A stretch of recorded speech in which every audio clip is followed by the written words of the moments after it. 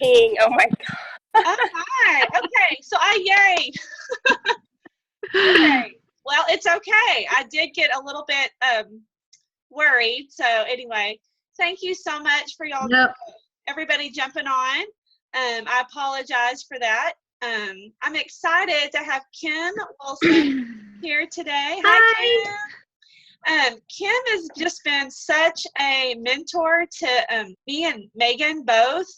She's just, she's not on our team, but she has just jumped in and she comments on our posts. And when I message her with questions, she's so sweet to give good answers and takes her time with me. And so it was just a natural desire when I knew that we were going to do our first Zoom call this month to ask her to help us. And so she so graciously agreed to it. So without further ado, I'd like to just pray, and then I will let Kim just share her heart today. So, dear Heavenly Father, just thank you so much for this opportunity today to gather via technology with all of its frustrations. Thank you for helping me to be able to lead this call and it to work out, Lord. I thank you for the patience of the people that have joined in. And Lord, I just pray that we will all be able to learn from what Kim shares today, and that you will just give her your words as she speaks. In Jesus' name we pray. Amen. Amen. All right. Well, Kim, thank you so much. I'm just going to let you just share. So go right ahead. All right, guys. Well, first of all, thank you for having me on, Andrea. I'm so excited to be here and just help your team in any way that I can. I don't know if you guys know, I came into this relationship with Andrea and Megan because Megan and I met last summer at a practicum for classical conversations. And she was so sweet to kind of help me out because it was my first year ever to homeschool. I had no idea what I was doing. So it just kind of turned into a natural little friendship. She was helping me with that and encouraging me. And so then we, we're on a little break and we're both drinking our pink drink. And so that, of course, fostered a whole new aspect to our relationship. So it's been really neat to get to know her and get to know Andrea through her. And I'm just happy to be here with you guys. And I'm honored, really, that you asked me to do this. So, I am Kim Wilson. I'm a Sapphire ambassador. And I'm going to start by telling you my Plexus story. I joined Plexus in July of 2013. At the time, I was actually with another network marketing company, and I was happy there. I wasn't making a lot of money, but I was making what I had set out to make, which was $500 a month. That's about what I was making on a monthly basis. A couple times, I might have made a little bit more, like $1,000. But I saw my friend Cheyenne Weeble posting about weight loss, and that was something I was working on. So I reached out to her. I did a little research of my own before reaching out to her because I've always been a fan of network marketing, and so it did intrigue me. And I know her integrity, so I know that when she said that she had lost this weight and all she did was Plexus, I believed that. I knew that she was being honest. So, like I said, I did a little bit of research, and just knowing what I know about network marketing, I've just always thought it was a really smart business plan. I was introduced to network marketing at a very young age. My husband and I weren't even married yet. We were dating, and I was nanny for a family who was in Amway. And so that was our first experience with network marketing. I thought it was a brilliant idea. We didn't do very well at it. We had no confidence in that. We were 18. So anyway, I just had always, I've been with several companies through the years, made a little bit of money here and there. But something about Plexus, when I saw Cheyenne talking about it, I just thought, you know what, this is something I really need. And so if these products work like she says that they do, and I believe that they did, that I knew the opportunity was there. So I messaged her, and my first message to her was, I want to join your team. And she was like, what? Why? Like this, she had just started herself. She was a couple weeks in. She was in Vietnam at the time on a mission trip. So she was just taking the products. She wasn't really doing the business. So she was like, why do you want to join my team? What do you mean? She didn't really even understand that it was network marketing, actually. So it's kind of a funny thing. Went ahead, signed up as an ambassador, got my products. I was so excited. And I think the first 5 days I had lost 5 pounds. And I was like, whoa, this is crazy. So at that point, I'm just 5 days in, I started posting about it. I remember my very first day of posting about it, losing that 5 pounds. And I had 15 messages that very first day. What are you doing? What are you doing? What is this? How do you lose 5 pounds in 5 days? So, which, and that's not typical. We are in a little different period with Plexus as far as the products that we have and our focus. Back then in 2013, the focus was a lot more on weight loss than gut health and blood sugar balancing. And we also had a product that was really great for weight loss, honestly. And so it is a little different time, but that's my start. That's my story. I started with weight loss. I knew nothing about gut health. I knew nothing about the importance of balancing your blood sugar. So I went with what I knew. I had lost weight and I was excited about it and I was sharing that. I immediately, in the first 2 weeks, I had 3 people join me in the business.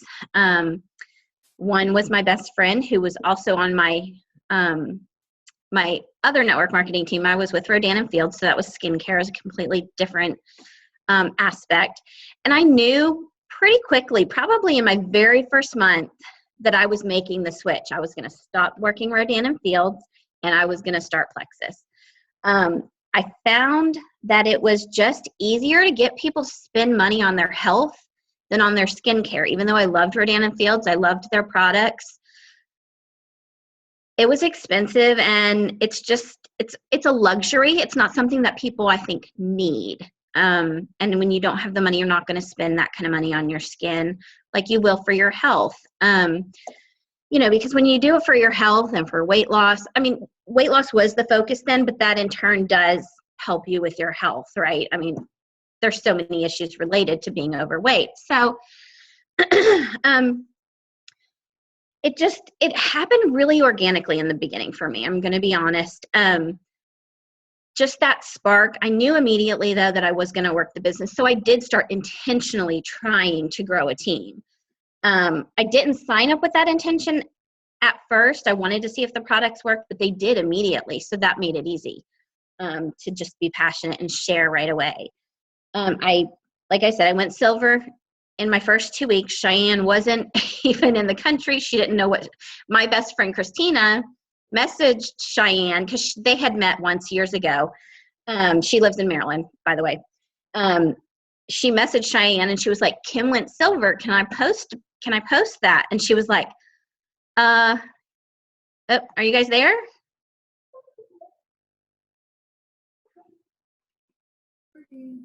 Yes. We're here. We can hear you. Can you see me? Yes. Yes. Oh, okay. My screen went totally black. I didn't know what happened. Sorry. Okay. It's okay. I'm like, uh-oh. Okay, I'm back. I can see you guys. So she messaged Cheyenne. Cheyenne was like, sure, but what does that mean? What is silver? And so Cheyenne had connected me to Celeste to help me get started. So in the first couple of weeks I worked with Celeste, and we were all still really new. We didn't have the resources then that we have now. Celeste did have a team page. She and Jen, she had their DDD page. And we did have a testimonials group. And that's about all that we had back then. So it was kind of just using what I already knew from being with other companies. That's kind of what I went with. We didn't have a lot of training or anything. So the passion and the little bit of knowledge I had is what just propelled me in the beginning. Because of the training I had with Rodan and Fields, I did come up with a system that I wanted to use. But before I go into all of that, so I went silver in 2 weeks. I promoted every other month for 10 months until I got to Emerald in May of 2014. That was my goal. My original goal was July. And I'll go back to that. But I slowly started to move that goal forward because, for one, I was in a good phase of momentum. And secondly, I wanted to be Emerald before my first convention. But let's see, I think it was January of 2014. That's when I started to move my goal forward because I knew, this is going really well. We have a system, I have a team that's working. I can get there. I know I can get there by July, but I think I can even get there by convention. So that was my goal. So let's see. I went to a few meetings at Celeste House. Back then, there were just so few of us that we could do that. Could never do that today. And then when Cheyenne came back from Vietnam, she was like, "What's silver? I want to do that." So she started, and we started working together. We kind of learned the business together. When she tells the story, she always says that I taught her the business. That's not true. She gives me too much credit. Really, we learned it together, and it was fun, and it was exciting, and we started our team pages, and it was just a fun ride, honestly. But let me go back to my product story. I told you I had lost the weight, 5 days or 5 pounds in 5 days, but I think it was 7 weeks in, I had lost 27 pounds. That was so exciting. And that, of course, made it easy to share. But beyond the weight loss, that's really, when I look at the big picture, it's the smallest part of my story. I, for years, had been on a really strong migraine medication. It's actually an anti-seizure drug. I hated taking it. There were really, really bad side effects potential side effects. I didn't actually have any of those horrible side effects, but I got anxiety that I might have them. So I'd always had anxiety too, because I had lost a brother to cancer many years ago. And so ever since then, I had started having panic attacks. I had a lot of anxiety. So I had also started taking Zoloft. I was on and off of Zoloft for 10 years. Tried to come off of it several times, and I couldn't. I always ended up back on it. So when I took my Plexus to my doctor, I took him the triplex and the old accelerator. Those are the things that I took him, and asked him if I could take it. He approved of it. He wasn't really a big fan of it. He knew it was network marketing. It just, you could tell he wasn't a big fan, but he looked like these. So with that and hearing, I remember being at Celeste's house and hearing people talk about their migraine testimonies. And I thought, I want to try this. I want to try and come off of this medication. Because yes, it helped with my migraines. It didn't get rid of them completely, but it also gave me anxiety. And I knew that it just wasn't good for me. It's an anti-seizure drug. It's a brain altering medication.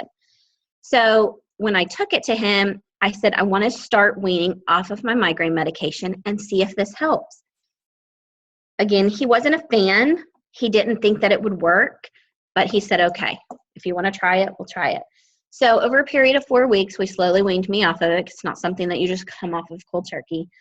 And that was after the 4 weeks, it was August of 2013, and I have been migraine-free and medication-free ever since. Very happy to say that is my biggest Plexus testimony. It's just life-changing, right? Because I remember before that, my dad had died just before I found Plexus. So along with being kind of in a funk about my dad passing, and then the migraines, I was in bed so much. There were days, and it's embarrassing to say, my kids would go to school. Sorry, I start getting teary. Give me a second. There are days when my kids would go to school and I would be in bed the entire day. I didn't bring any Kleenex. I do have a paper towel though. Sorry. Actually, I haven't cried about that part in a long time. Hey, it is okay. It is okay. Thank you so much for just being vulnerable with us, because, if your why doesn't make you cry, right? Right. And so it was after stuff like that, that's when you really are like, oh my gosh, people need this product. It's not just the weight loss anymore, right? The weight loss was great. That was awesome. I loved it, but that was not, and in the beginning, that is what propelled me, but my why quickly changed. So the migraines, that's a huge thing. I'm out of bed. I have energy. I'm being productive when my kids are at school now. I'm not just sleeping and, hiding from the world because I'm miserable. So also, since then, the anxiety, I didn't try to come off of that. I didn't even attempt that until a good 6 months into Plexus because I just didn't think that. I've tried it before. I've tried to come off of it before. It never worked. And I didn't get the connection. I didn't get the gut health connection to anxiety. I didn't know that back then.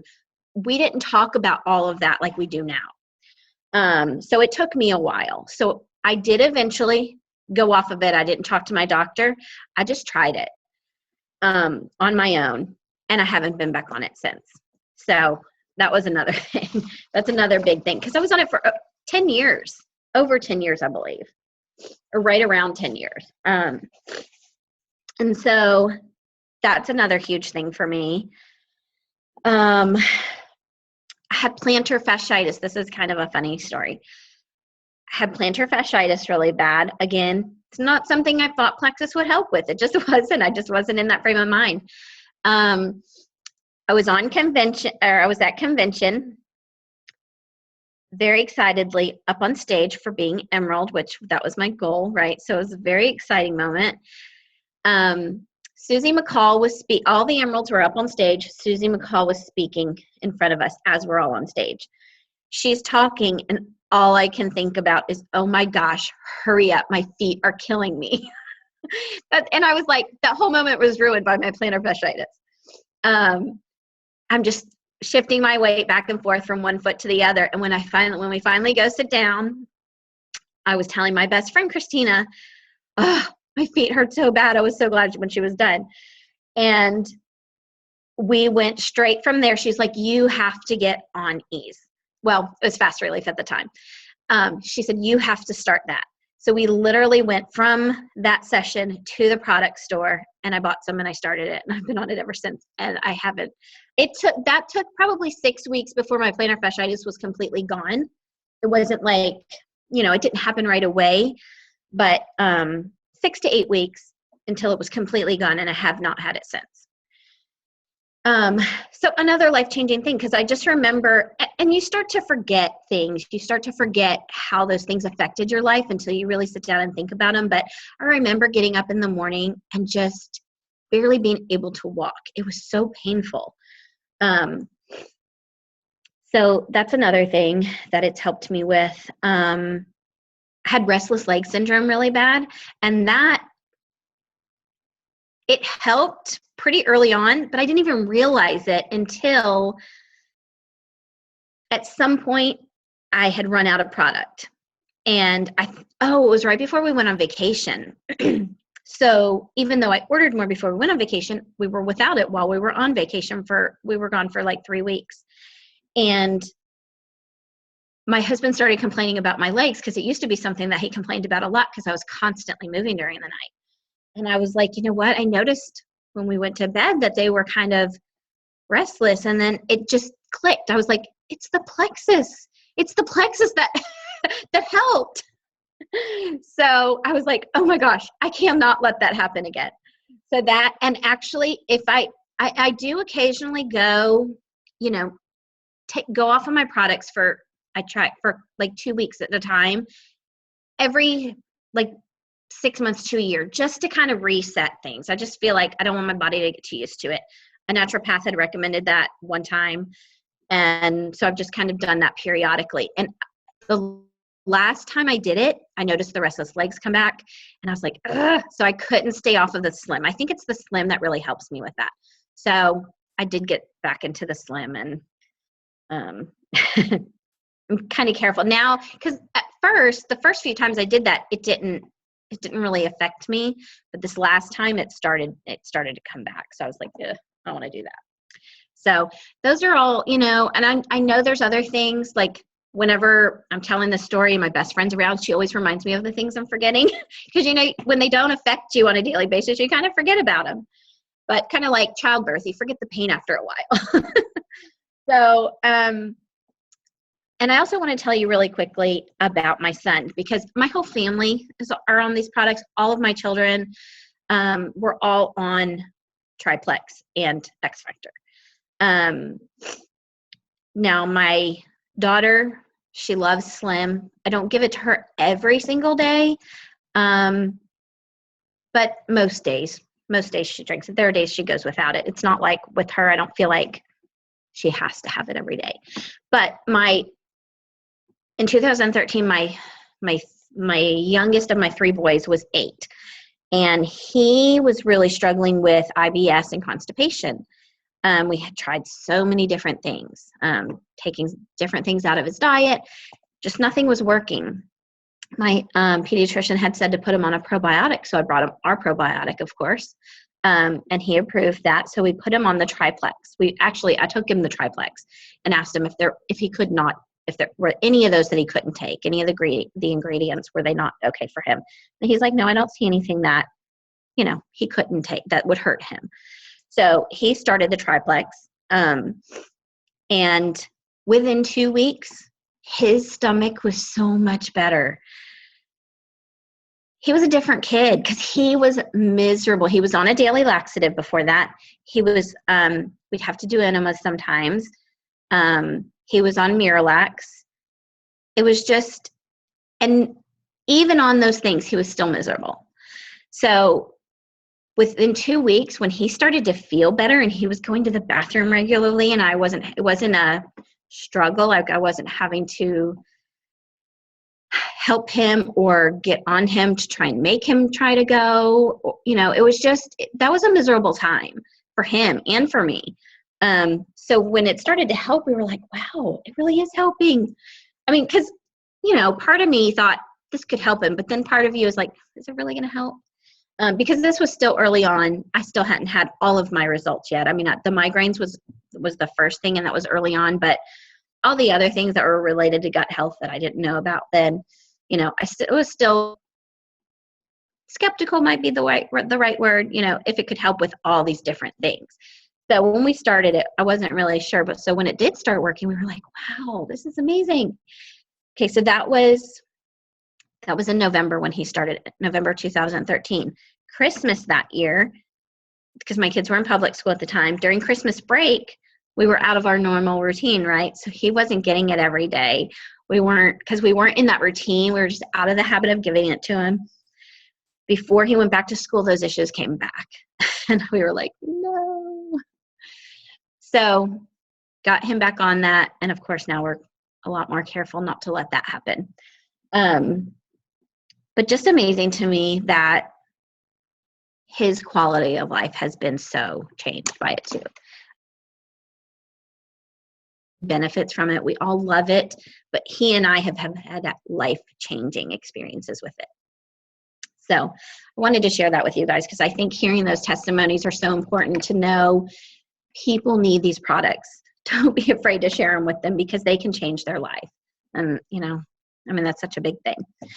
So, okay, so back to my business side. I told you I went Emerald in 10 months. How did I do it? I said a lot of it happened organically, and I really feel like it did. I have to give that to God because I think that was his doing. And I'll just share with you real quick that when I went Emerald in May of 2014, that was the same month that my husband was laid off from his corporate job as a VP with Citi. So had we not had Plexus, had I not reached Emerald at that very month, I don't know what we would have done. Because that was the first paycheck that mine even came close to his. And of course, in the next 2 months, it finally surpassed his. So it was such a God thing. God was all over that. So my initial goal, once I realized that I was going to do it as a business was just, my husband was like, if you could just make $500 a month, because let me just say I did Plexus. I did Rodan and Fields. And then there had been a couple other things over the years that I had dabbled in. So when I brought Plexus to my husband, he's like, another one? Okay. So he didn't really think, of course, I didn't really expect it to become what it did either, but he was just kind of like, all right, another one. He just thought it was going to just be another thing that would, eventually fade away. Of course, he feels a little differently about it now. So our goal was just for me to make an extra $500 a month. Y'all, I did that my very first month. Of course, I got some weekly checks that weren't quite that much, but my first paycheck, I think, was $24.95 or something like that. And then I got a couple more of those the first month, but that first monthly check was $524. So we were like, wow. And that wasn't really trying. I was talking to people and sharing, and I was excited. And, I did have some business builders that first month, but I really didn't intend to make $500 that first. I just didn't think it would happen. So when I got that check, I was like, wow, what would happen if I really tried and worked this like I did with Rodan and Fields? So it became a new focus. That was, July was, I joined July 1st, so I had a full first month in Plexus. And then by September, I knew I wanted Emerald by July. I could just see the potential immediately. I saw the business opportunity, and I just saw that it was different. It really was. Everything from the compensation plan, obviously, to let me go back for 1 second. With Rodan and Fields, I'd been with, I was on an average making $500 or $600 a month, but I had been with them for 2.5 years. So just to put that in perspective, I was with Plexus for a month and I made $500. What the heck? How does that happen? Why is it so different? And I kept trying to rack my brain, like, what is the difference? Why did I have such two totally different stories? And it really came down to the compensation plan. And the fact that this was something that people needed and were willing to spend their money on. So September, I knew I was headed for Emerald by July. That was my goal. What did that look like for me? Like I said, I had a little bit of training with Rodan and Fields. Sorry, I'm still a little teary and snotty from my cry a few minutes ago.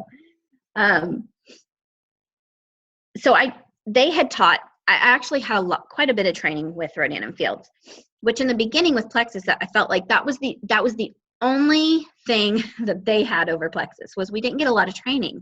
We didn't have a system. So I had to create my own system, and I kind of based it off of what I learned with Rodan and Fields. So I went with a 5-3-2. I know that looks different for some people, but what it was for me then, my five every day that I would, and I had a lot of time then. That was the first thing I did every day. I sat down after I got my kids off to school, because I started Plexus in July, and that school year was my daughter's first year in kindergarten. So it was the first year that I had no kids at home. And so that was after I got them off to school. I'd sit down with my coffee at my computer and I would work Plexus. That's what I did every day, probably for a good 3 hours. And again, not every day. There are days when I would have lunch with my mom, or I would just go shopping, or I would have errands. I didn't do it every single day, but most days I was sitting down at my computer as soon as my kids went to school, working this plan. So my 5 is reaching out to 5 new people every day. That's not people that it's new. When I say new, I mean new people they have never talked to about Plexus before.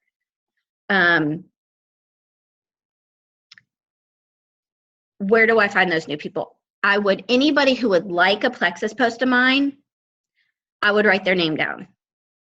I didn't necessarily reach out to them that day, but they went down on my list. I had made my Frank's list in the beginning too. And you forget people. So sometimes they were already on my list and sometimes they weren't. Sometimes they were someone new, like, oh, I didn't think about them. Let me write them on my list. What did I want to say about being new? There was something I was going to tell you guys. If I had talked to them about Plexus in the last 6 to 12 months, they weren't new to me. That would be a follow-up to me. So it was new people. And sometimes that meant going out, like I would intentionally, even though I still had a huge warm market at the time. I think because with Rodan and Fields, we were really trained to go out and meet new people. And it actually felt really inauthentic, but it was what I learned with them. And so it's what I did. I did go out once, probably a week, every 2 weeks, just specifically to try and meet new people out in public, whether it's shopping or at Starbucks or whatever. I mean, anywhere that I would try to meet new people. Even if I was at the store, just, hey, I like your purse, just starting conversations with people. And like I said, it did feel really inauthentic sometimes. And a lot of times it went nowhere, but I think it was a good experience for me just to get me uncomfortable and out of that comfort zone. I don't do a whole lot of that now. Not in this, well, I do, but it's different. Like I don't go out looking for people. I felt like I was preying on people in the beginning because that's just how I learned it from them.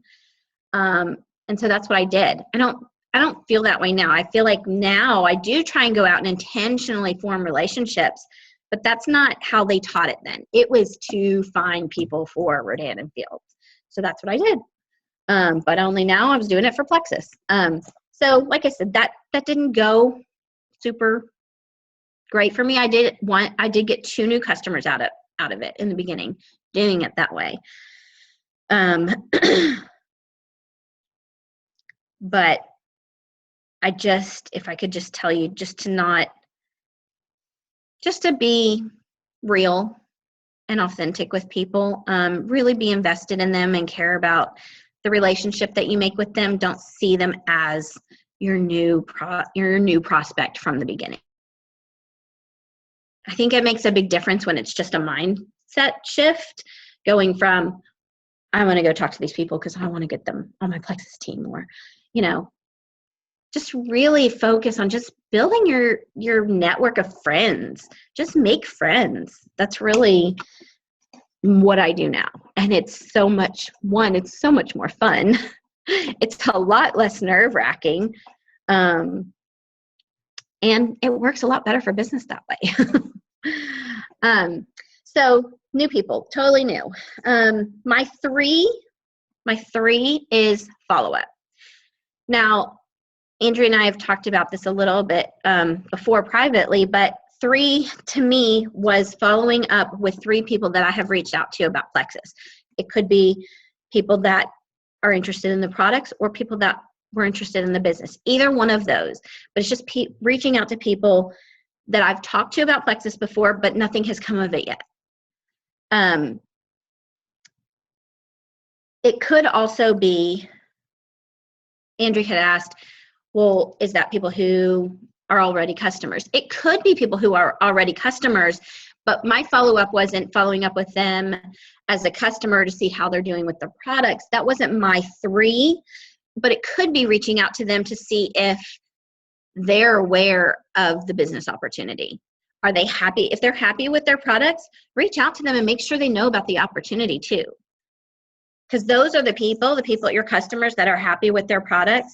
Those are people who are going to make great ambassadors because they love the products and they can share them authentically. Can I ask you a question real quick? Yeah. Mm-hmm. Do you consider that 3 someone that you've reached out to before about Plexus and they've never responded? Yes. Or is that still new? No. No, if I've reached out to them, now it's a follow-up. Okay. For me. Okay. I mean, and everybody has their own way of doing things, but that was just that's how I did it. Okay. That's what just to differentiate for me because I had them on a list. If I'd contacted them, they're on a list of people I've contacted. If they've responded, they're on a list of people I've contacted and they've responded. And this is what their response was. Now, be honest, I'm not the most organized person. I don't have a super organized system. It's just not me. I'm not green at all. I'm blue and I'm yellow, and time management is not my strong suit, and neither is organization. So I have to be very diligent in managing my time because I'm just not good at it, and I know that about me. So that's why I have to have the 5-3-2, and I have to do that first thing in the morning or it won't get done. And I quickly found out that I couldn't just go to Facebook first because that could sidetrack me for hours. Hours. And I get nothing done, and it'd be like noon, and it'd be like, oh, I haven't reached out to anybody. I'm just looking at stuff. I mean, I don't know what I'm doing. I'm just on Facebook. Who knows? You know, you can lose a lot of time in Facebook or Instagram or Twitter. I just remember thinking, oh my gosh, I've been sitting here basically doing nothing for 3 hours. That's just how I am, very ADD, not very organized. So I have to be very diligent. Like I have to write things down. That helps me kind of stay focused. Like I printed out, and I think I did this because I had learned that in Rodan and Fields. And I think I even used theirs and just tweaked it. Printed them out, and I would use a sheet daily for my 5-3-2. And I don't have that anymore. I had tweaked it, but it was on my old computer. I really just need to make a new one. You know what? Just a second ago, I remembered something. What was it? Oh, I know. With the 5-3-2. Okay, so reaching out to people, new people, I always did that first because it is the hardest thing. It's not the easy thing. And it's also the most important thing that's going to grow your business. It's the most important thing you could do. If that's the only thing you do, that's what it needs to be. I mean, if there's only time for one thing, reaching out to new people is going to be the thing that it needs to be. So I always did that first, or I tried to. Sorry, should have muted my phone.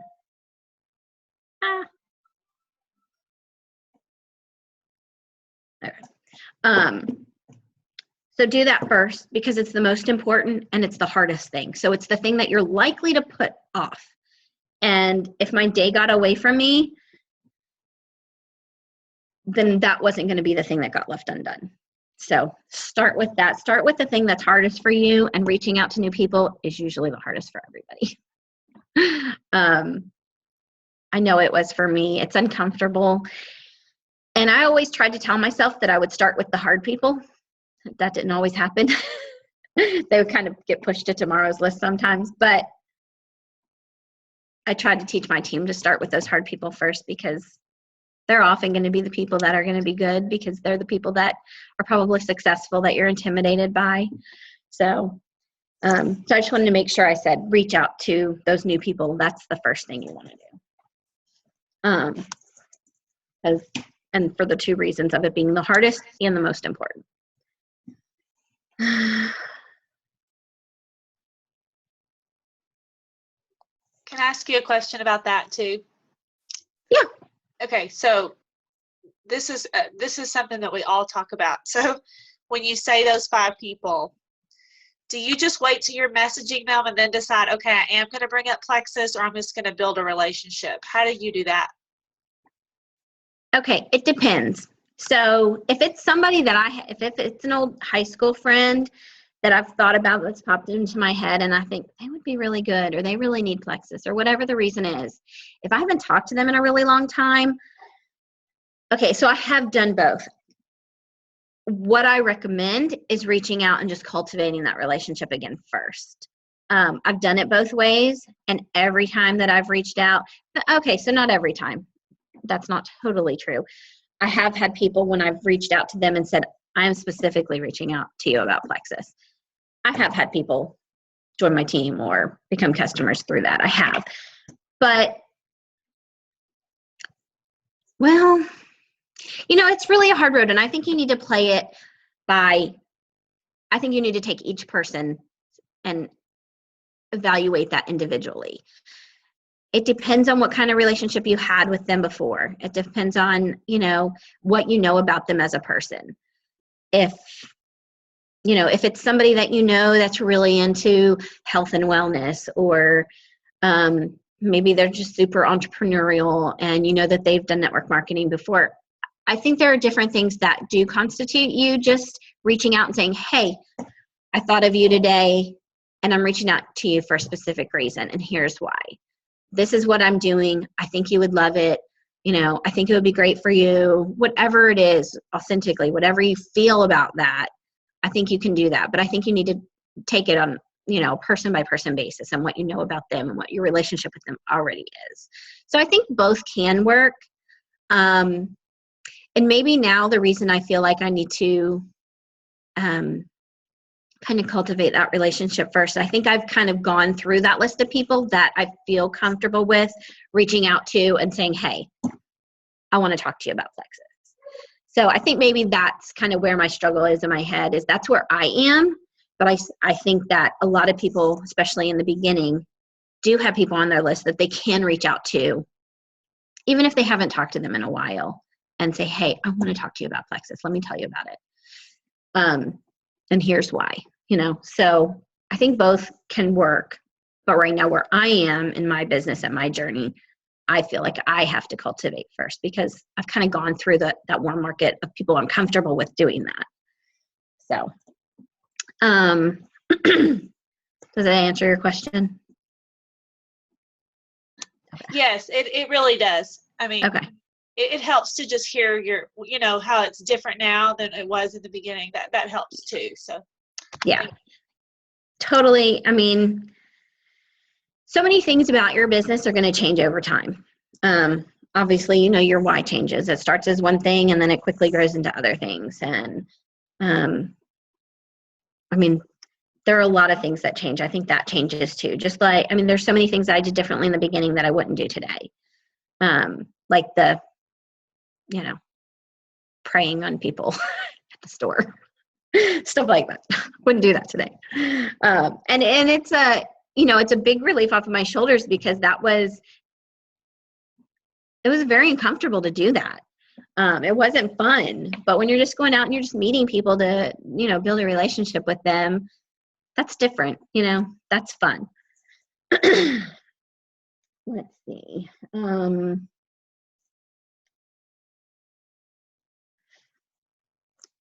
Yeah. So when I talked about doing the 5 first, I had just made some notes here. One of the reasons I knew I needed to start with that, because we all have distractions. Whether it's the kids or a phone call or an emergency at school. And some of you have kids at home. It can be an emergency in the next room, or the laundry pile that's screaming at you, or whatever it is. We get sidetracked. So we want to get those hard things and those important things done first thing. So that, like I said, if things get left undone, it's not that important thing. And then my follow-up with people.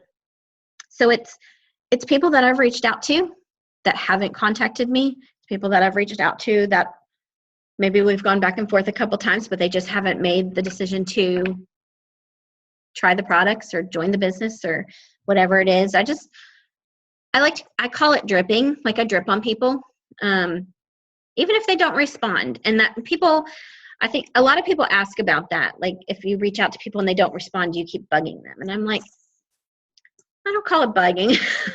No, you don't want to bug anybody, obviously. I just drip on them, just give them a little bit, just reach in and just say, hey, I just wanted to check in with you. I know you haven't gotten a chance to reply to me, but I really think this would be great for you for whatever reason, whatever it is, whether they need the money or, you see them struggling with a health issue and they need the products or whatever it is, just reach out to them and just let them know that you'd like to talk to them when they get a chance. Not, are you ever going to reply to me? Obviously we want to be kind and, respectful of their time and understanding. I mean, a lot of times it's not intentional. People are just busy. So try not to take it personally, because I know there are times, for example, just earlier this week, or when was the 20th, Andrea had reached out to me and I didn't reply. And she reached out to me again. And then I saw her first reply, which I had not seen previously to that second reply. And Facebook is weird, especially if you're using Facebook, because it's, it has some issues sometimes. So like the day that when she reached out to me the second time, I had 16 messages that day. And only 2 of them were from that day. And I hadn't seen them before that. It was so weird. I actually haven't had that specific thing happen before, but I mean, it's glitchy. Facebook is glitchy, kind of like our back office. So, yeah, always follow up with people, even if they haven't, responded. They're not always, some people are ignoring you, but even they come around.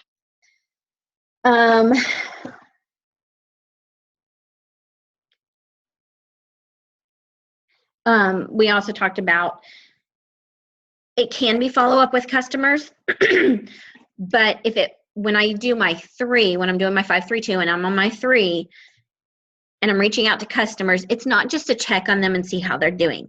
That needs to be done, but that's not part of my 5-3-2. That's another time. My 3 is specifically for business building, either following up with people that haven't, gotten back with me, or customers that are happy, seeing if they know about the business opportunity, making sure that they know that they're taking these products. They could be getting them, maybe their preferred customer, letting them know that they can get them at a cheaper price, and that if they had 3 of their friends, enjoying the products too, they could be getting theirs for free. So, and then also just making sure that they know about the big picture, about what Plexus could really mean for them and their family. My 2 is from my 5-3-2. 2 is working with 2 of my team members, seeing what they need. I didn't really have a good system for that, if I'm being honest. It was just whoever I felt like needed help. I mean, there were times when we had scheduled calls and stuff with each of my team members, but it really just was like sort of on an as needed basis. Have a better system now, but in the beginning, that was what I did. It was just training and working with whoever needed it. Because some people, our reds don't always need our help like our yellows do. You know what I mean? So some people need more help than others. So it's not like I had to go through each person and work with them diligently each day. But whoever needed me, that's just kind of what I did at that time. And also in the beginning, I worked with all levels. Now I kind of keep it closer to my 1s and 2s, just for time's sake, because, you only have so much time. But in the beginning, I did work with whoever needed it. I didn't care what level they were. And not that I don't still work with people in lower levels now. I will if they need me. But I have amazing leaders on my team that they can go to. So that's just training or working with 2 people. And those are all just business building things, income producing activities, because obviously reaching out to new people, that's the number 1 business building activity that you can do. Following up, that's the second, most important.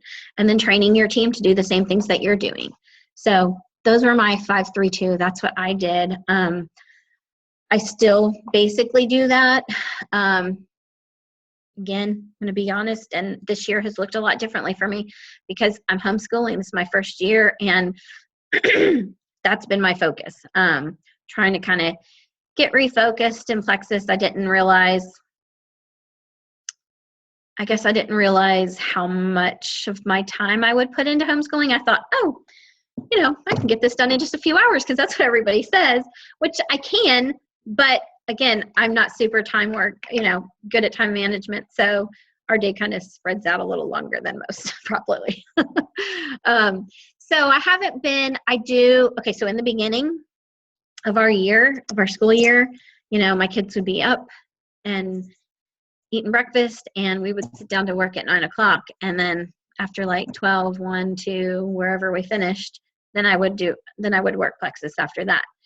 It's changed a little bit now. Sometimes we're lucky if we start by 11. But I use that time in the morning when they're still asleep. I use that time in the morning to work. And I actually am starting to realize I like that better, to get some stuff done in the morning.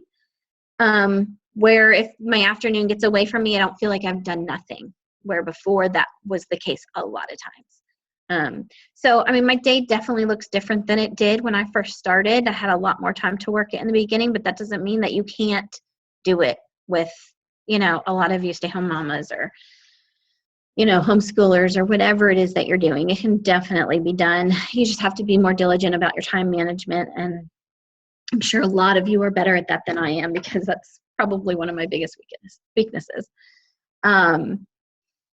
I lost my train of thought. I was about to say something. Oh, I know what I was going to say. So, I said that I'm not good with time management and I'm not good with organization. And that's very true. Like, I'm not exaggerating when I say that. Ask anybody who knows me. Ask my husband. I'm just not. It's just not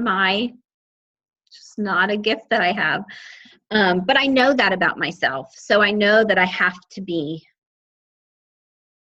consciously working at certain times. It took me a while to realize that, because, when things kind of went awry, I'd have to refocus. But I'm telling you that because I want you to know that even somebody like me can do it. You don't have to be super organized and have it all together. And you don't have to be a green or a red. I mean, you can do it. Anybody can do it if I can do it. I just never saw myself as, even though I was always a big fan of network marketing, I never saw myself as that businesswoman and, the organized, and it just wasn't me, and it's not me, but I can still, I still did it. So just know that if that's not you, if you're like me and you're like, so bad at managing my time, or I'm so disorganized, you can still do it. I did it. So I just wanted to encourage anybody else that is like me to know that you still can do that. One other thing that I like to do that I've always done is, and I didn't call it that back then in the beginning, but I like to go silver every month myself. It gets harder and harder as time goes on, but I still try to do that. And I don't always, but it is a goal of mine every month. And in the beginning, I didn't call it going silver every month, but now it's just kind of a thing we say, make sure you're going silver every month. But I just mean that by make sure you're sponsoring new people, because it is harder as your team grows to manage your time now between building your business, right? Finding those business builders to join you and managing the ones that you already have, helping them to grow their teams. So there's a balance there. There are times where I got totally in, management mode and leading my team, and kind of lost sight of growing my team. And you can see that. You can see the waves in my business where that happens. So right now, that's something I'm trying to do, is I'm acting like I'm starting completely over, trying to build a whole new team, So I'm fortunate to have super amazing leaders on my team. So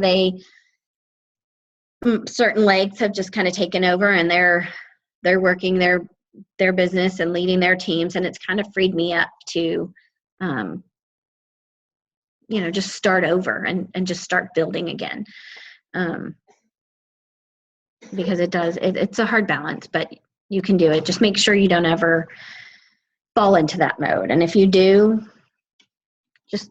you just jump right back in and you start sponsoring again. You start talking to new people. So I had some questions that Andrea sent me that you guys had asked.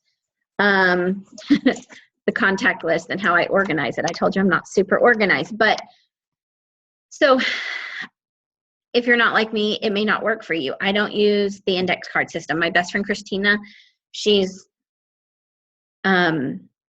super green, and she has an index card system. I could never do that. That just doesn't work for me. It just doesn't work for me. So I've tried different things though. I've tried a calendar. That didn't work for me either. I'm not really a calendar girl. I need to be because I'm not super organized, but that's just, I like pen to paper. I like, and other people keep things on their phones. I don't do that either. I like pen and paper.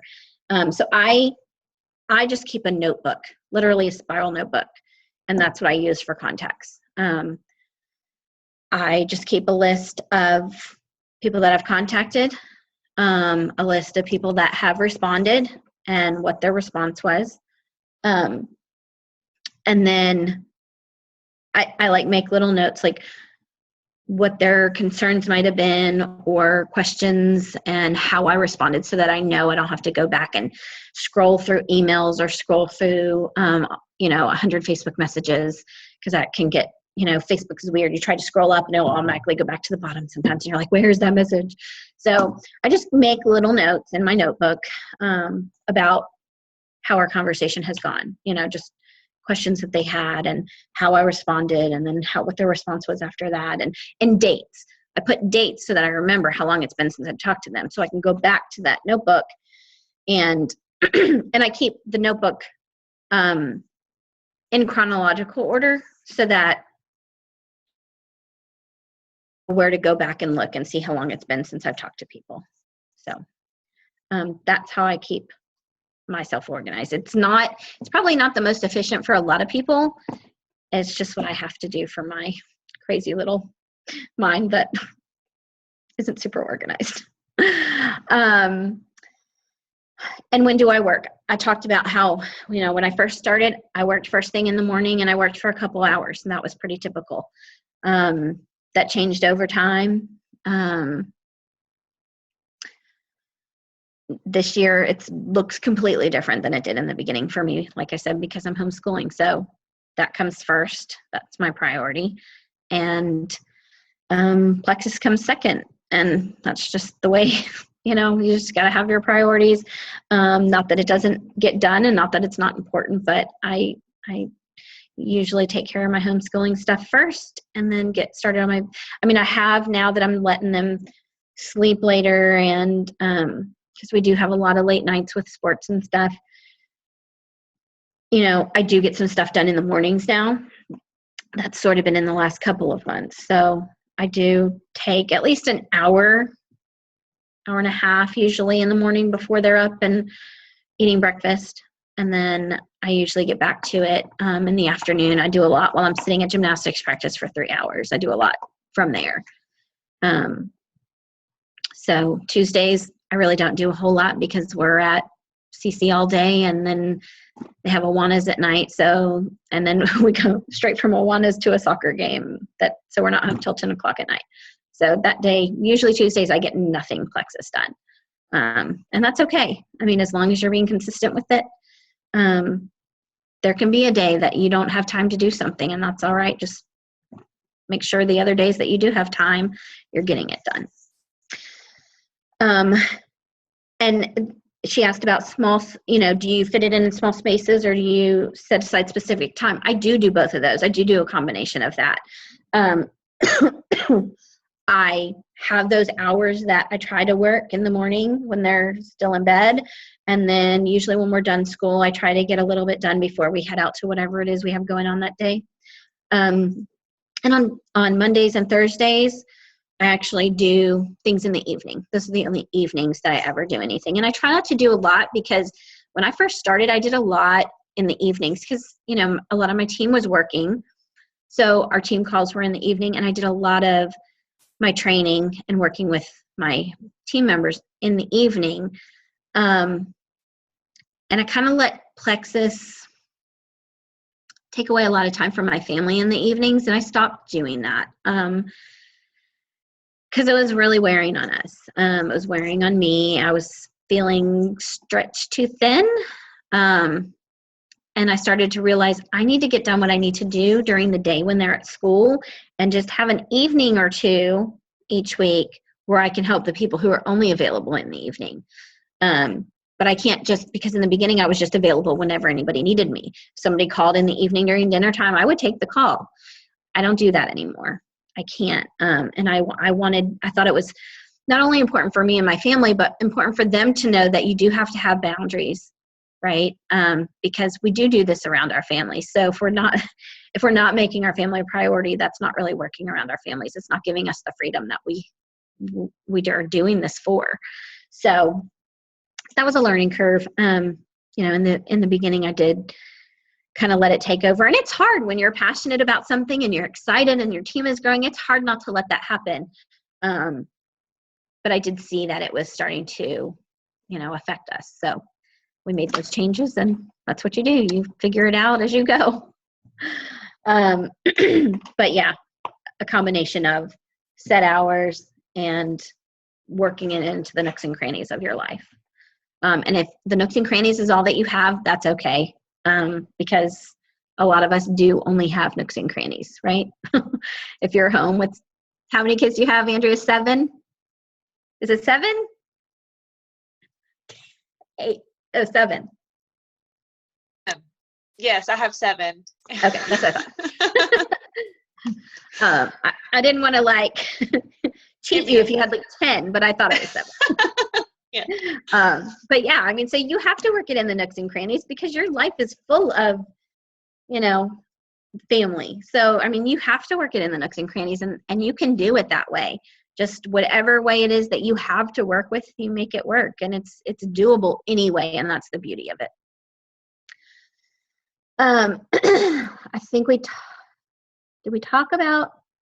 Yeah, we kind of talked about cold messages or cultivating relationships first. So, I mean, you really just play it by each person. I mean, how you know them, what you feel they need, how comfortable you are. Like I said, it looks different for me now than it did a few years ago when I had a bigger, warmer market. But one way's not right or wrong. And some things will work for some people and they won't work with others. And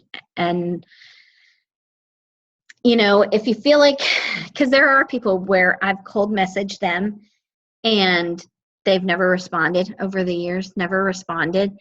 And I do struggle with, did I ruin that opportunity with them? Is it too late to go back and now connect with them like I maybe should have the first time? It's a guessing game. You really don't know. I mean, you take those chances if you think it's somebody that you can cold message about the products or the business, and it might rub them wrong and you might lose that opportunity. But if you feel like you don't know for sure, then just cultivate that relationship first. So, how do I handle white lines and wholesale customers who order less than 100 PV? Well, nobody likes the white lines, but you're all going to have them. I mean, it's just really the nature of the business.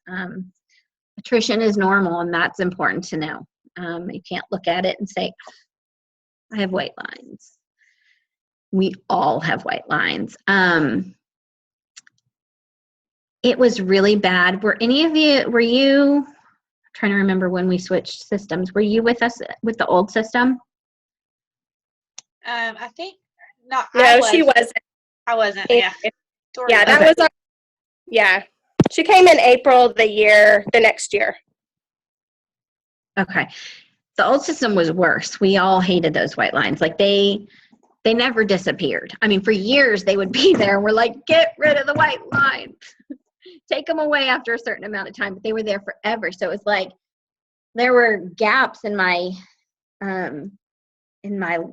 genealogy report that were just white lines, teams, people that just stop. I mean, it's just the way it is. Sorry. So, I mean, one, know that it's normal. It's not just you. Something's wrong with my screen. Hang on. Like I'm only seeing. It looks fine to us. Yeah. Okay. Well, I used to have a big picture right here of, it was you, Andrea, but now there's just a small picture of, I'm not sure who it is. Oh, okay. Well, I can see Okay. you. We can see you. So I do, it says my internet connection is unstable. Everything's good though, right? Yeah. Yeah. Okay. And now it's back to normal. Sorry, I'm really bad at saying, I realize this. And you know what? It's so funny because if I message people in the car and I hang, and then I'm done, my daughter will be like, so she's basically making fun of me. I'm like, oh, so you realize that at 8 years old. Great. So that there's no hope that they're not going to notice. Something I'm working on. Instead of, I was about to say something. Hold on. Oh, so I do reach out to those white lines. Depending on how far down they are, I don't ever go below level 7, but even as low as 7s, I will sometimes reach out. And of course, my team's so big now, I don't go down to 7 very often, but I will definitely reach down to my first 3 levels. If I knew them on a personal level and they're a level 7, and they're a white line, I might reach out to them. But if I don't know them and they're a level 7, I'm not doing it. But I do reach out definitely for my first 3 levels. I will reach out to them if I've noticed they've been white for a while, and just ask them what's going on and can I do anything for them, and tell them about, any specials or new products or whatever there is to share with them at that time. I do reach out to them and see if I can, flip them back to the. Were you about to say something? And then like your people that, are ordering products still, but then they keep dropping below 100 PB, like 94 PB, do you make a point to let people know, like, I don't know how to say this, but, I know there's a lot of people that are just wholesale and they think that if they order, just a bag of Slim, they're still helping us. So they just order their bag of Slim, they quit taking their whole triplex or whatever, right? Right. Is there a way you can, you let people know, hey, when you don't order 100 PB, I don't get anything? Like, you know what I mean? Is there a like, tactful way to do that? Yeah, is there a tactful way to let them know that? Well, you can't make it about you. Yes. You can't make it about your points, right? So Yeah. I do reach out to them and let them know, hey, if you just order, one more product, you'll be commissionable. I just kind of make it about them. You're not letting them know that you just need their points. Okay, no, that helps. That helps. Yeah. Like, even just your wording, that helps. Because I keep thinking there's got to be a way to kind of let them know and say it without telling them. Yeah. And obviously, if they still don't respond, I mean, you just let it go. And Yeah. And they may ignore you, and that happens a lot, and it's going to, so don't take it personally. But yeah, I reach out to them and say, hey, if you just order one more thing, and I look at what they've already ordered. So I know what they're ordering so that I can recommend something to go with whatever it is they're already getting. And a lot of times I'll recommend 96 shakes because they're inexpensive. And especially if they're really close, like if they're like 94, 96, that way you're getting them to that 100, but they're not having to spend too much. So just let them know if they just order one more thing, then they'll be commissionable. And so I notice you're taking this, and this would be a great, complement to those, something like that. I will say, Andrea, can I just say this real quick? Hey, Kim, Yes. this is Dory. Thanks so much for doing this call. I will just say, I guess while I'm hearing you say that, I'm thinking if I say that to someone and they're like, okay, well, what does that mean? Well, I mean, the bottom line is they won't get commission until they're over 100. So if they're not even planning on over, do you know what I'm saying? Like, it's still not really going to benefit them unless they go over their 100. Do you know what I mean? Yeah, I do. But if you just word it that way. Yeah, because I can see someone saying, well, what does that mean? Well, it means we get paid this much over 100. Well, I'm not really planning on ordering. Do you know what I'm saying? I'm just thinking it through. I just wish that there was, because we have so many, and I know that are like at 70 and 80, and we're just like, oh, because it's just one of those things. We just, talking through it though helps. Okay, so I think that's something that you need to think about before we're signing them as wholesale ambassadors, right? Because, okay, so initially, I signed everybody up as an ambassador. It's just what I thought was the best thing to do. But I think that we need to really think about who it is when we're talking to them, about products. If they're just interested in using the products, we need to figure out what their goals are and if they're just starting with the triplex and they're just trying it to see if they like it, I don't think it's always best to go with doing the wholesale option. If that is the case and they have zero interest in building the business and they're really kind of iffy on whether or not they even want to try it, if it's just somebody who's just trying it and maybe they don't understand gut health, or health isn't really their main goal, maybe especially if they're looking for weight loss, I try to get them to be a preferred customer, because then you deserve the commission on that. And then you're not stressing about white lines. So,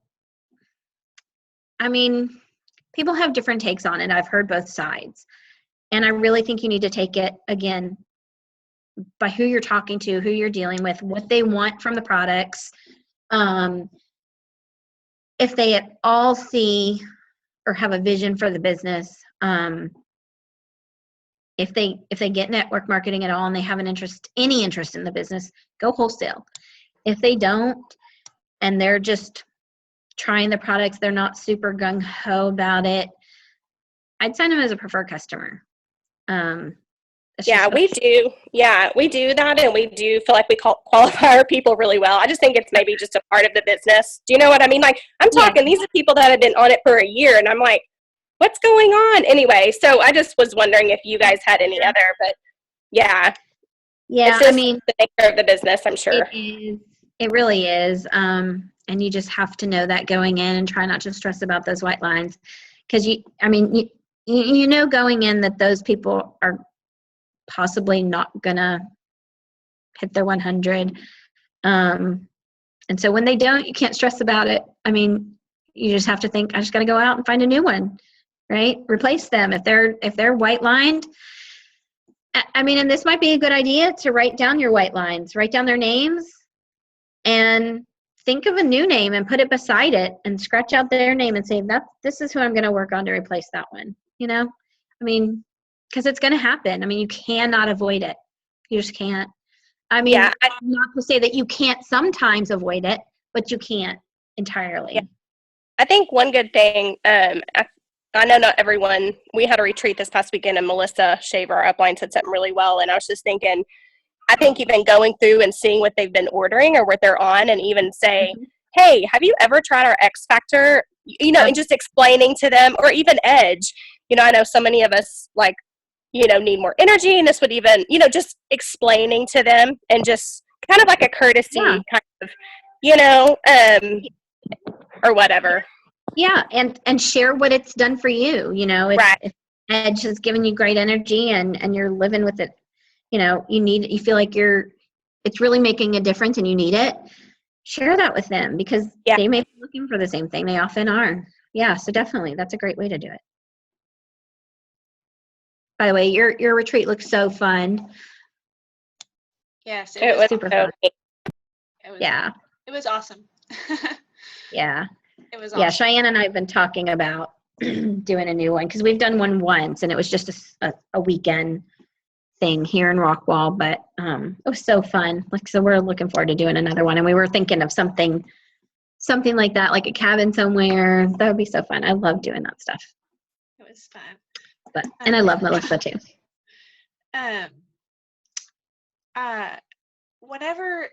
This will be just one question. Are you doing the Instagram? Are you trying to build your business with Instagram now? I mean, I know you are. So have you had any success yet? And how do you message people that are following you? Instagram has been really hit or miss for me, and I go through phases of using Instagram a lot and then not using it a lot. Right now, I'm using it a lot more because all of my homeschool mama friends are much more active on Instagram than they are on Facebook. Okay. So that's become a new avenue that I'm working on. And I realized the other day that I'm really not very in the know on Instagram. I don't know if you saw on my Facebook that we went to the juice bar the other day with Celeste, and so she's showing us all this stuff, and I was like, didn't even know you could do that. So the boomerang thing, I always wondered how people did that. I didn't know. I was like, oh. And when I first started Instagram, I started it because my son was doing it, and he was kind of annoyed by that, but I didn't take the time to understand it like I do Facebook. So now I'm like, you know what? I'm really going to start. When she was showing me the different things, what else did she show us? Something, because Kim Waller, I think, was there too. And she was the same. She was like me. She was like, I didn't even know I could do that. Oh, it was Laura Clow. She didn't know how to do those things either. And so I didn't feel so stupid. I think I'm not the only one. What else did she tell us? Oh, about just the story. I didn't know how to do that. So yeah, I'm gonna look a little more into Instagram and kind of get more familiar with that, so I can start that, because I do have a totally different group of people on Instagram than I do on Facebook. So it's not something that I have been really big on in the past, but it's something I'm working on. So okay. Does anybody have any questions? I can unmute everybody. Let's see. Unmute. Just unmute yourself if you have a question. I'll just let y'all do that. So how soon are you going diamond? Because I can't wait for your diamond walk. There have been several times where I'm like, I'm going next month. Okay, so I've been, and this is so you guys, just an encouragement, because it happens to all of us. So, okay, so I went Emerald in 10 months, right? But it took me 19 months to get to Sapphire. So, I had gotten close to Sapphire within 4 or 5 months of going Emerald. And then we just kind of hit a lull, and I went backwards a little bit for a long while. And then last January, so a little over a year ago, no, wait, hold on, let me think. Yeah, last January, I went Sapphire. And in May, I was super close to Diamond. I was thinking, I'll be Diamond before convention. I'll be Diamond by the trip. I'll be able to go on the Diamond trip. Thought for sure I was going on the Diamond trip. And I was really excited about it because, it's the first one I wanted to go. Yeah, that didn't happen. I went back a little bit. And then again in October, I was 200 points from Diamond. I thought, I'll be Diamond this year. Yay. Now I'm back to 800 points from Diamond. So it's a roller coaster. Let that be an encouragement to you, because it happens to all of us, and it happens in different stages of our journey. Am I going to get there? Yeah, I know I will. It's not like I feel like I'll never get there. I know I'll get there. It's just a matter of when. This business is it really is like a roller coaster, and it has seasons, and you go through seasons of momentum, and you go through seasons of big attrition, and it's just the nature of the business. So just let that be an encouragement to you. If you're in one of those seasons of a lot of attrition, it can change, and the only way it's going to change, though, is if you're working your business, you're building, continually building, bringing in new people, and training your team to do the same thing. So just let it be a motivator for you, and not a discouragement when that happens. Because sometimes I know it can feel like it's never going to happen, but it will. But it's not gonna if you don't, stay diligent and just keep building. So when, I don't know. I'm not gonna guess at this point. I'm tired of saying I'm gonna be it by then. Right now I don't have, because we are moving forward again, but it's a slower pace. We're not in a big momentum phase. So I'm praying by July so I can go on the diamond trip. That's my goal. Don't know. We'll see how that goes. Well, thank you for taking time to pour into us. I appreciate you. And just from the first day, the Lord connected us, and I feel like that was like a God moment for me, even like giving me the green light to go ahead with this. And I always look back on that day with such joy and like confirmation. Like if I forget, if I get worried, I think about that day, and just your belief in me and in the company from day one was there. And I was like, how is this possible? So from day one, I saw one plexus. Like I saw it in action and I was blown away. Like it wasn't a competition thing. It wasn't a, well, whose team are you on thing. It was like, hey, you're with Plexus. Here's a gift. Welcome to the family. I'm like, oh my gosh, this is awesome. So I hope to be that to other people too. So thank you for your example to us. Yeah. You're welcome. And you know what? That's such a joy to hear that I could be that for somebody. Because that's a blessing to me as much as it is to you. And you know what? On that note, let me just say that is really one thing that makes Plexus so different, because it was not like that with my last company. It was a lot of the competition between the different teams. I mean, we did not work together at all. Like I actually had a girl here in Dallas who wasn't on my team. She wasn't my upline, and she did work with me, and that was super, super rare. Like people were like, really? She's helping you? And I was like, yeah, she's really nice. And they were like, that doesn't happen. Like you probably shouldn't be talking to her. And I'm like, what? Why? She wants to help me, right? She's not like out to sabotage me, is she? Like they kind of had me like a little skeptical of her because it was such a rare thing. So I love that about Plexus. That was something I saw from the very beginning that was so different.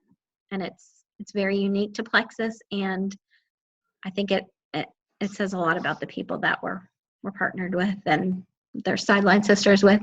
I think we attract a really great group because of how we are. So. Any questions before we go? I don't want to leave anybody out. This is such a. Hey, I have a question. Yay. Jennifer. Hey, Jennifer. Hey, can you hear me? Yes. Hey, I'm out running errands. Yeah, Kim, I have a question.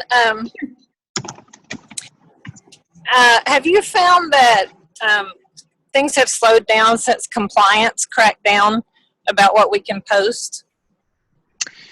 It definitely makes it harder, for sure. Even for me, I mean, people do get scared to say things or post things, and you're always wondering if what you're saying is okay. It's definitely harder. You have to be more conscious of what you're saying, but I don't think it's made things slow down. I don't think that at all. I've seen periods of slow all throughout my journey, and it had nothing to do with compliance. I just think if it seems that way to you, I really think it's just coincidental. I don't think it has to do with the fact that compliance is cracking down. I'm super grateful that they are, because they're doing it for our longevity and for our good. And no, it doesn't seem that way to me. I wanted to ask you because you've been there for so long, and you were there before, when you could say pretty much anything. Yeah. No, I was just wondering, because there's so many things that I would love to go on and just say, oh, this person had this, condition, without having to be creative with the way to word it. I mean, I know we can reach out to people personally. Right. Well, I just wondered if overall, if that made a difference since you're not able to post. I mean, it makes it harder.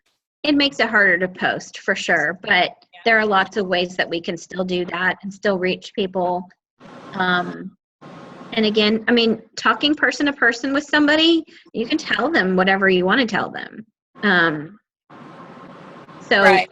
you know, just putting something out there, putting a buzz in people's ear, and making connections with them so that you can talk to them one-on-one. We have to do that more, right? So, I mean, we Yes. just have to be, you know, just more conscious of building those relationships so that we can talk to them in person and be able to tell them our truths that we can't say freely because of the FTC. But people do need to hear, like my story. A long time ago, I posted a video about my story. I can't do that today, but I love to share it with people because there are a lot of people out there like me, you know, that are still feeling the way I felt years ago. So, Well, that's actually encouraging to me to know that it really hasn't made a huge difference. yeah, I mean, seriously, let that be an encouragement. Because like I said, we did go through a really slow period back when we could say everything. So I don't think it really has to do with that, you know, for the people who are going through that right now. And I hate to say, like, just don't, not to you, but anybody who's going through that, if you talk to other people,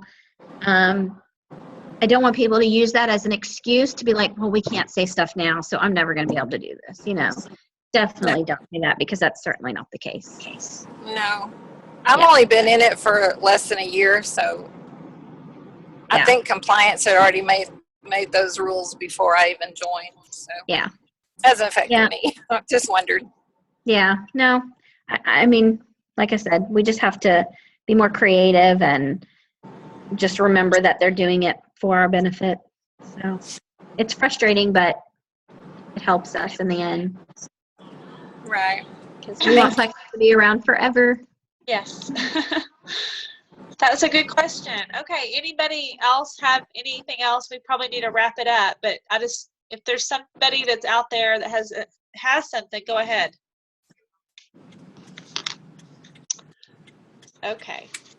All right. Well, Kim, thank you. I already see some chats, people just telling you thank you for pouring into us. I know it took longer than we anticipated, but you know, as is the rest of life, you know, it's exciting. It's okay by me. Yeah. And so Thank you so much, all of you, for having me on. I'm really honored to be a part of your first team call. Yes, thank you. All right. Well, you guys go out and have a blessed day, and I'll talk to y'all soon. All right. Thank you, Andrea. Thanks, Kim. Bye. You're welcome. Bye-bye.